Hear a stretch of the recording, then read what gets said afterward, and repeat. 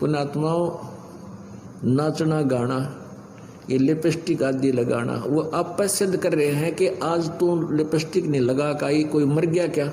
यानी कोई मृत्यु हो जाती है तो फिर ये ना लिपस्टिक लगाते, ना मेहंदी लाते, ना कोई त्योहार मनाते, ना नाखून पालिश लगाते।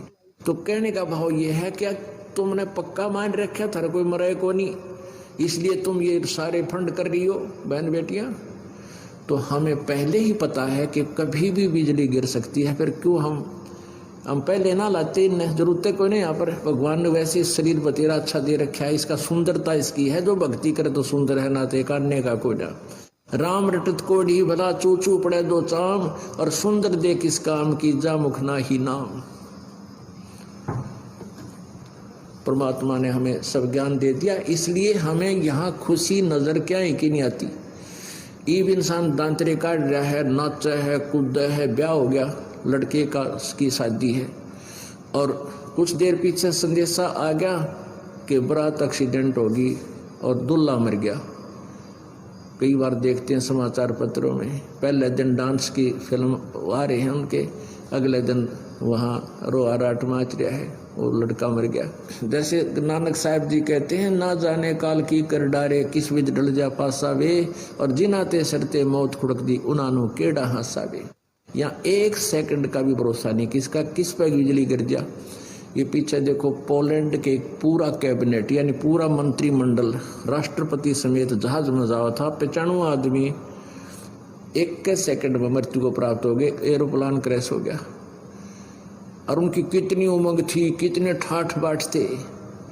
तो यहाँ पीछे ये आंध्र प्रदेश का मुख्यमंत्री, और उससे पहले ये हरियाणा के 2 कैबिनेट मंत्री हेलीकॉप्टर में पड़ कर मर गए एक सेकंड में।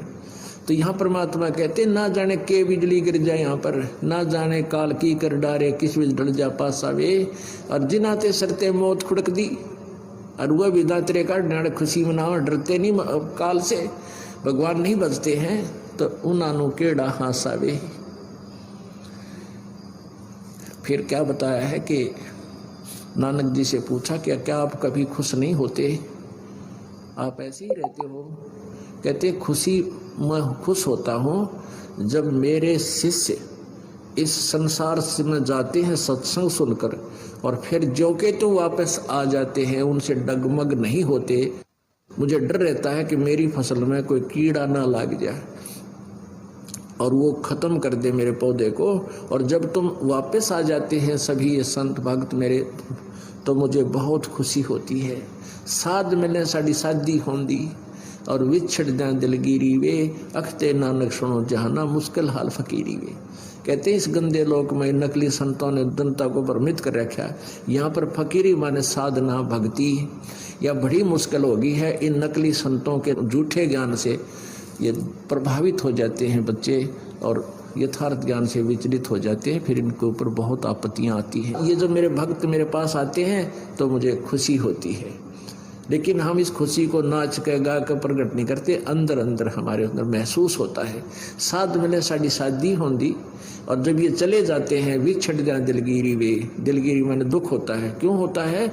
ये टेंशन बन जाती है कि कहीं इनको कोई भ्रमित ना कर दे और इसका जीवन बर्बाद हो जाए। इस बहुत प्यारी आत्मा का मुश्किल से रास्ता मिला है। तो अखदे नानक सुनो जहाना, या मुश्किल हाल फकीरी वे, फकीरी माने भक्ति साधना। कहते यह मुश्किल इसलिए होगी कि नकली संत गणे हो गए, ये बर्बाद कर देते हैं, भ्रमित कर देते हैं।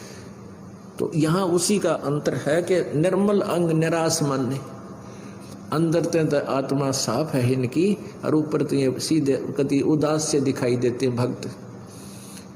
आप देखते हो कोई मेला भरे की, तब धार्मिक भी मेले भरते हैं ना, वहाँ भी ये बाण बेटियां और भगत सारे बढ़िया ड्रेस गार्ड कर जाएंगे, सारी लिपस्टिक श्रृंगार कर जाएंगे, थोड़ा जनो है बकवाद करने जाओ हैं।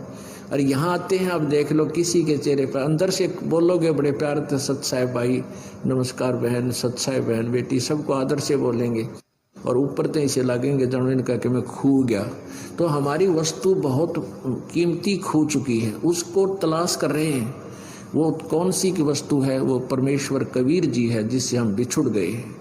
और उसके पाने के लिए हम प्रयत्न कर रहे हैं, वो वस्तु जब तक नहीं मिलेगी इतना हम सुखी हो नहीं सकते, हम खुश हो नहीं सकते।